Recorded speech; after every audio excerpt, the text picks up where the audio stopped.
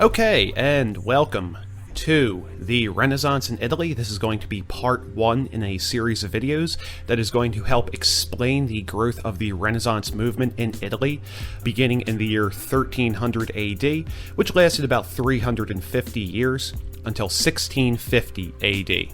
So, a little bit of background information about the Renaissance. The word Renaissance actually means rebirth.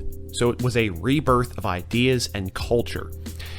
This was a focus on classical Greek and Roman ideas that had existed hundreds of years before, and it stressed a focus on education and individual achievement, which helped to produce new attitudes towards culture and learning.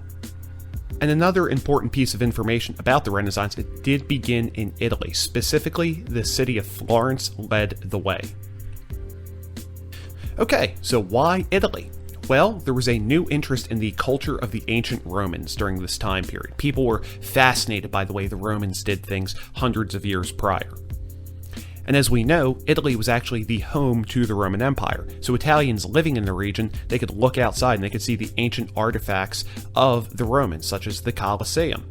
Additionally, Italy was home to many cities that had actually survived the Middle Ages. And when we say survived, we mean that they were able to avoid the death and destruction caused by the Black Plague, as well as the complete breakdown and dysfunction of society. Some of these cities that were really important were Florence, Milan, Venice, Genoa, as well as Rome and Naples. So all of these cities played an individual contributing role towards the Renaissance, but it's important to focus in on Florence because they were at the forefront of leading the way. Now, the reason that Florence led the way is because they were home to a wealthy family known as the Medici. The Medici were bankers and merchants that were some of the richest in all of Europe. One of the first that we need to focus in on is Cosimo Medici, who took control of the Florence government in 1434, and he essentially set up an unofficial dynasty for his family. His grandson, Lorenzo Medici, was actually a big patron of the arts and would donate a lot of money towards artists so that they could pursue their passions. So what was the Renaissance? Well, it was a time of creativity and change. And we saw this change in things such as politics, society, culture, economics, and philosophy. People were approaching these things with new ideas and new thoughts on how society could improve. Thinkers were actually exploring the richness and variety of the human experiences in the here and now. See, prior to this, during the Middle Ages, people were focused on the afterlife and being a good person in this life so that they could survive well in the afterlife. During the Renaissance, that changed. People were concerned about their time here on Earth and how they could best use their time here to pursue their passions and pursue education and higher thought. The Renaissance also focused on individual achievement and celebrating that individual achievement.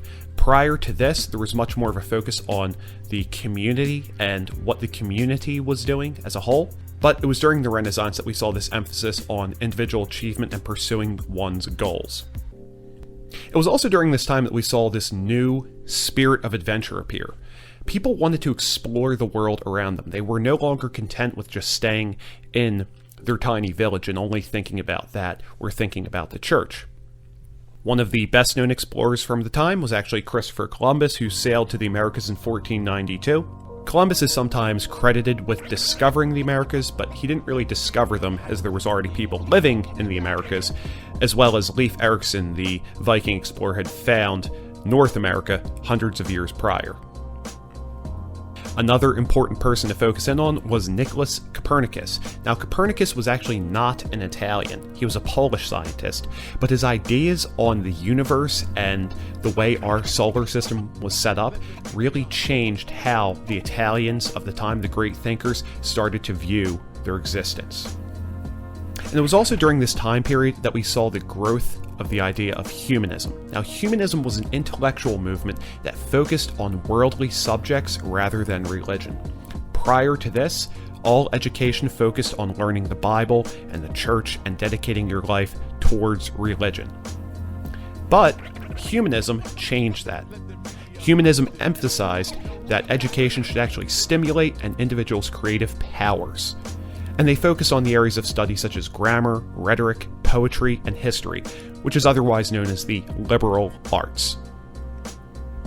One of the most famous early humanists from this time was Francesco Petrarch, and Petrarch was best known for organizing a library of Greek and Roman manuscripts. So he collected all of these ancient Greek and Roman manuscripts and compiled them together into a library that all of the Italian thinkers of the time could access and read and gain knowledge from these ancient Greek and Roman philosophers. So that's going to wrap up part 1 of the Renaissance in Italy. Please come on back for part 2, which is going to talk about the Renaissance artists and how they contributed to the field of artwork.